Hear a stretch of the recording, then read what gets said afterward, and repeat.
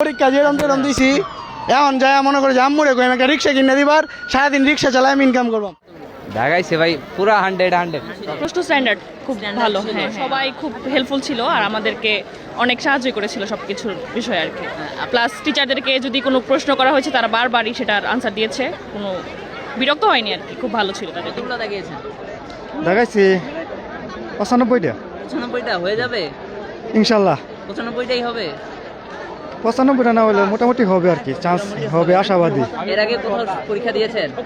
রাজশাহী দিচ্ছি আর ঢাকা বিশ্ববিদ্যালয়ে দিচ্ছি। প্রশ্নের মান তো মানে ভালোই আছে, সহজ প্রশ্ন তো আগেরগুলো থেকে আর কি। আগে যে ডিউ দিছি তারপর যে ওইগুলো থেকে ভালো হয়েছে আলহামদুলিল্লাহ। চান্স হবে ইনশাল্লাহ ভাই, দোয়া করেন।